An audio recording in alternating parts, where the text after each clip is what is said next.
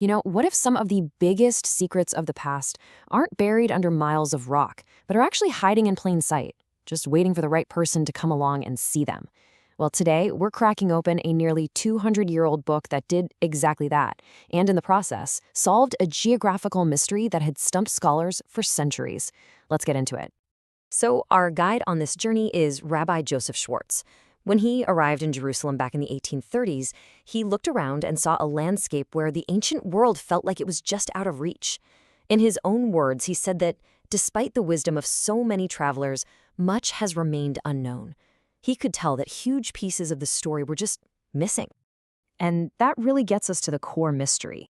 I want you to imagine you're standing in 19th century Palestine. You can see the mountains, you can see the valleys, but their ancient biblical names have been almost completely wiped away by time. It was, truly a land of lost names.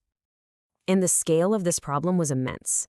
We're not talking about a few minor villages here. These were hugely significant places from biblical history. Mount Hor, Kadesh Barnea, Ribla.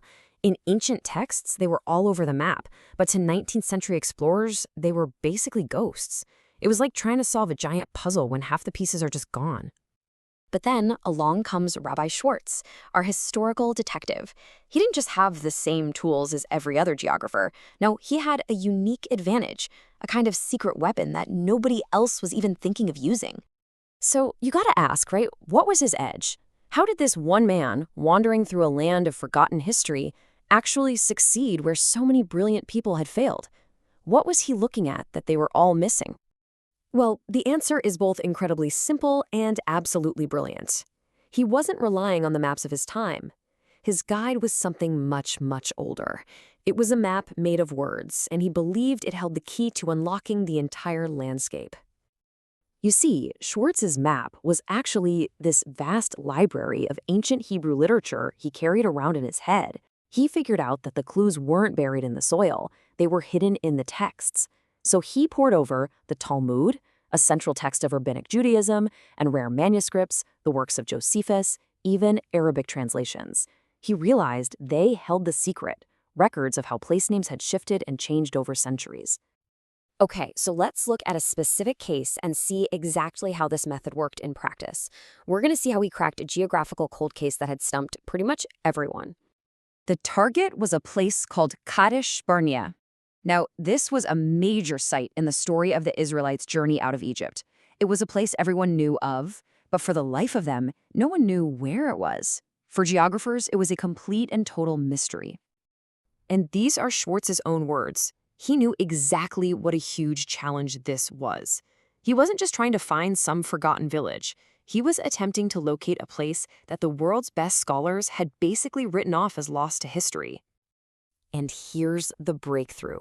A passage in the Talmud taught Schwartz that ancient Hebrew place names often evolved or got twisted into Arabic over time.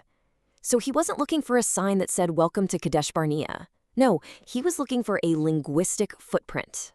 By piecing together locational clues from ancient texts, he had this aha moment and realized the legendary site was hiding in plain sight under a modern Arabic name, Wadi Gayem. And get this. This wasn't some lucky one-off discovery. Using this incredible method of cross-referencing ancient texts with the modern landscape, Rabbi Schwartz identified nearly 100 lost locations. 100! He wasn't just finding places, he was effectively redrawing the map of the ancient world. But his book is so much more than just a geographical index. It's this vivid and sometimes really strange snapshot of life in Palestine during the 1830s and 40s. The man recorded everything he saw. For instance, he didn't just visit the Dead Sea, he analyzed it. He personally tasted the water, describing it as so acrid that no one can keep it in his mouth. And then he even wrote down its chemical composition. He was part scientist, part explorer. Or how about this one? The Talmud describes a mole as an animal with no eyes, a claim that Western naturalists at the time kind of scoffed at. But Schwartz, being right there on the ground in Palestine, discovered a local species, the oriental mole, that, unlike its European cousins, genuinely has no external eyes. Through just direct observation, he proved an ancient text right against the scientific consensus of his day. How cool is that? His book is also filled with these stories that just capture the brutal realities of the time. Take this one. A local governor, a pasha, had to settle a dispute. A soldier drank a peasant woman's milk and then refused to pay. His solution? He ordered the soldier's stomach cut open right there. When the milk was found, the woman got paid her 10 paras. A gruesome, but I suppose an undeniably effective form of justice. And that same tyrant had this totally twisted sense of order. He actually punished a man for simply asking a woman if she was scared to walk alone. He was furious that anyone would even suggest there was a reason to be afraid in his territory. It's these little anecdotes that give us this incredible, unfiltered look into a world that's long gone. Schwartz's observations could jump from the brutal justice of local rulers to the very measurements of the land itself, and sometimes with shocking results. He cites a passage in the Talmud that calculates the size of Palestine as 1,440,000 English square miles. That's enormous, bigger than India. And this is the crucial point, Schwartz is really careful to explain that this wasn't a literal geographic survey. It was a symbolic interpretation from a specific Talmudic passage, a kind of religious and cultural idea of the land size, not a scientific one. It's a perfect example of how he understood the difference between reading texts literally and figuratively. So let's pull back and ask the big question. Why does this nearly 200-year-old book still resonate today? Why should we care about this rabbi's incredible journey? Because Rabbi Schwartz created so much more than a map, it's a bridge, connecting ancient words on a page to the physical ground you can stand on. It's a time capsule of 19th century Palestine, its customs, its wildlife, its people, and ultimately it's a masterclass in historical detective work, proving that sometimes the best way to see the present is by looking right through the lens of the past. And that leaves us with a final thought, doesn't it?